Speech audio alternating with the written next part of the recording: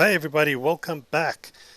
This week, a bit of a surprise. I found some of the footage of my haul out last year. So everything that you're seeing is from the 1st of April. This was my April Fool's haul out.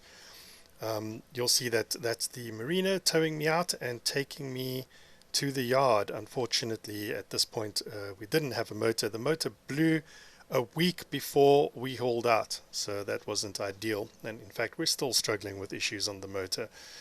But that being said, boy, was she heavy. So this is literally the first time this boat has moved since we've owned her, and very quickly we realized that steering wasn't great, and we ended up getting pulled and done a 360 whilst the marina boat tied up alongside us to push us in. The entire plan is to haul out for a month, and the point was to do a above the waterline, do a full top coat there, everything below the waterline, deal with any through holes and any problems that we might find along the way. And we did find a few.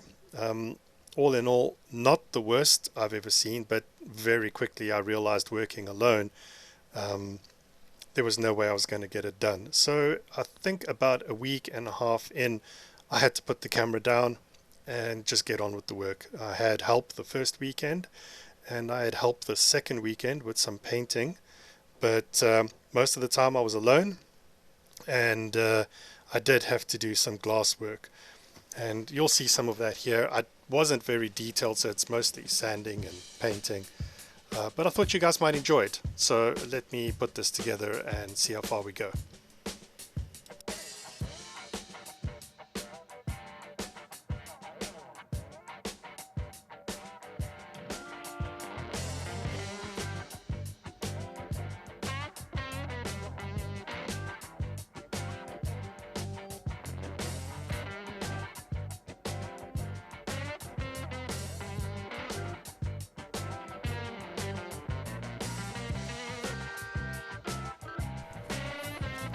Alright, so now we have to make sure that all the lines are secure and to stop us from bobbing around.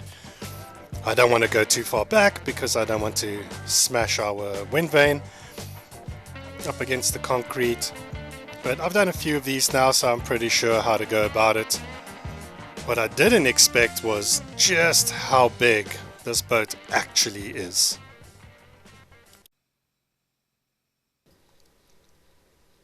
I've cut out a lot of footage here, but it ended up being a lot of up and down, and eventually we realized that there was no way that she was going to fit without me taking the back stays off of the mizzen. So that is precisely what I ended up doing, and you'll see shortly. Also, once they got the boat fully up, and you'll see that too, I realized that a 2.4 draft and what that really means. So we are literally on the edge of what this travel lift can handle. I've taken a few boats out here, and this one is definitely the most difficult.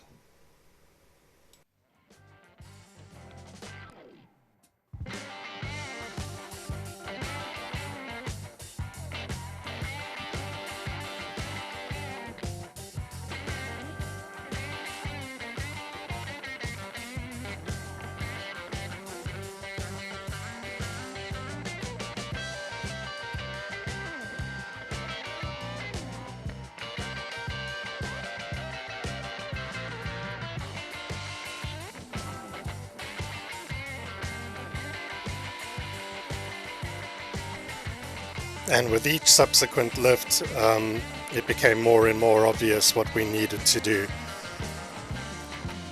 It's quite a thing to keep a boat balanced left and right, forward and aft, and we don't want her falling out of the slings either.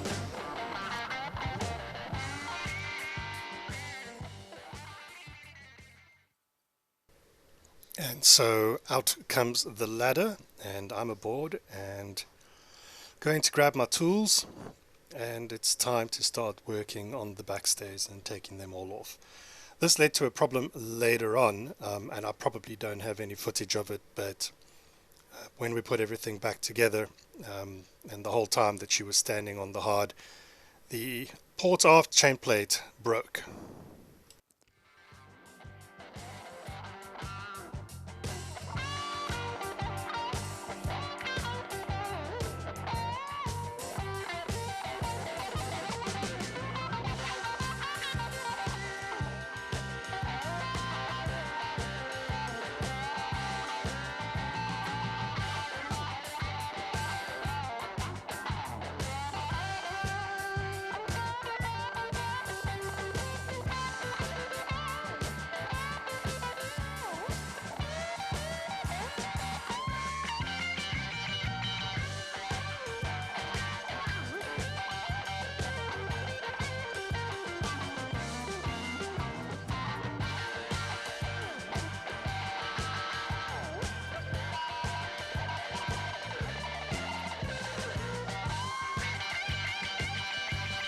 Right, and now that we can go all the way up, just enough that I can actually clear, we're literally at the very, very top of the travel lift. And something else is dawning on me now, that I don't think there are any stands that will hold her. She definitely has a more champagne glass kind of look and less a wine glass shape. So all the stands and crutches that are lying around the yard, they just don't help.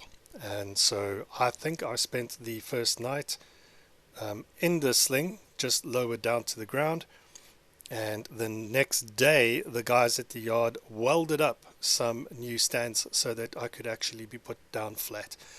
I think they still have them there lying in the yard, I guess, for next haul out. I did spray paint it for them while I was there. It's the least I could do.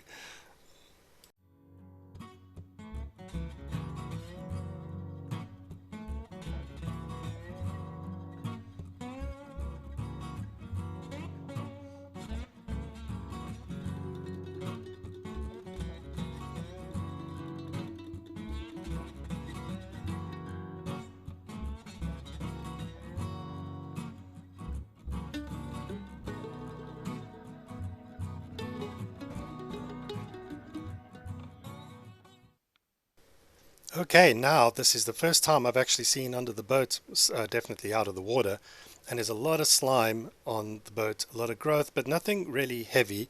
You can see here at the strap where it's kind of rubbed away. So not too bad, better than I expected. We did have some crabs fall, but no major growth. I have also been cleaning the boat pretty much regularly. Every 6 or 7 weeks or so we've been keeping up with it. And yeah, that's my speed indicator, which has got a clam in it, some kind of a barnacle, but not as bad as I thought on initial inspection. I did find a couple of troubling things, and one of them is coming up, and that's right here where water's falling out. I discovered a crack right where the strap is. That became a bit of a horror as we as we progressed through the repair. I had to glass all of that up. I probably don't have any footage of that. I might have some before and after pics though, so I'll include them in probably next week's video, as we're already coming to almost 10 minutes on this video.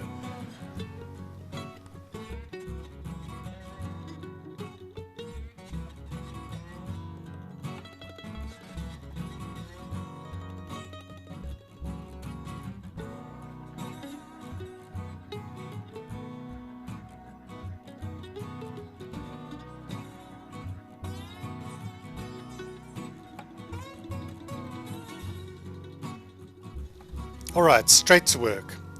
The yard's starting to pressure wash and get all of the muck out. This is the part that I really enjoy watching, because this is where everything is revealed. It's amazing how many cracks, blisters and dents in the hull are hidden by all of this growth. Once that's off, you kind of get a better idea of what everything really looks like. Although, having said that, I again wasn't really wowed by anything. There was no major damage. There was nothing really wrong. Not even as dirty as I expected. Again, I think she was hauled out in 2017, So this would have been 2022, so it's been a few years, but not too bad.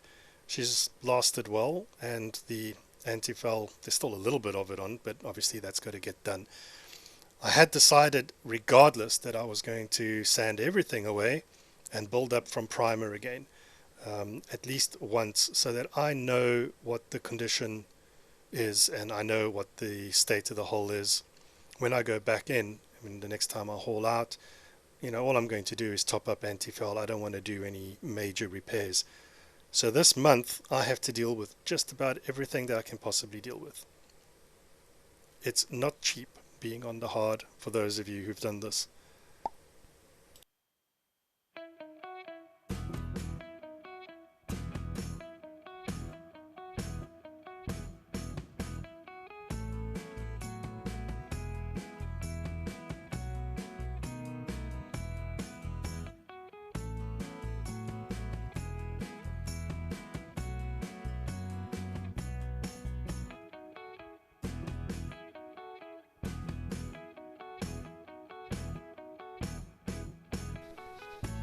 Just for perspective, I am 6'2", so 1.90 m, and that's me walking around under the boat, and that's how far I can reach.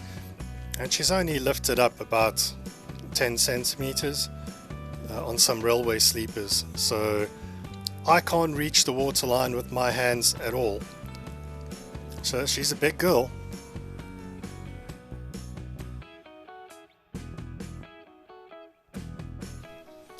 So it is now afternoon the next day, and we've already started working heavily. You can see what the hole looks like. I've already found a couple of small patches that I know I'm going to need to do. Everywhere you see those circles drawn is where I have a suspicious area. Here you can see it's actually dripping out. If I press it, some gunk comes out. It's quite an awful smell, but I was expecting some of that. What I wasn't expecting was how many I eventually did get to do and had to fix. There's not strictly osmosis, but here's a patch, for example. That round bit in there is, I mean, it literally looks like somebody cut a fiberglass batten, stuck it in, and that was their repair. But I expected a bit of work, and I got a bit of work. There's another one of those batten repair jobs. Thankfully it's not leaking. I'm glad I found it, but there was a nodule that I saw, so I sanded it back. I need to know what every suspicious looking thing is. This, however, was quite bad, and I've already peeled away some of the fiberglass there on the rudder stock and on the rudder itself. This did surprise me, especially when we move over to the starboard side of the rudder. You'll see how bad it actually is. I had already started just poking at it and peeling away areas. These are obviously previous repairs, and all of this is going to get sanded way back. I'm going to glass it up and I'm going to repair it. It is a solid glass rudder though, so at least there's no water that I need to worry about. There's a patch on the right there as well. This area, same thing. There's also a crack, and it looks like it's been previously repaired. So I'll dig this crack out and I'll backfill it until it's done. Whoever repaired it last didn't glass it properly. This is like a matte strand, a very small gauge, not even properly glued. I don't even think they keyed the surface. So I've got to glass all of that, and of course this damage that I discovered where the strap was, that all gets broken away later, and I have to replace and repair all of that. So a bit of a surprise, but not a complete surprise.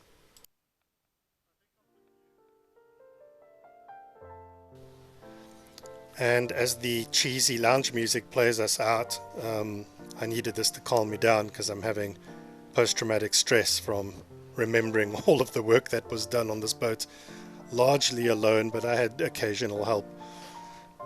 Please like, please subscribe. Next week I'll try and reveal as much as possible of how it all ended up, and you can enjoy some of my pain.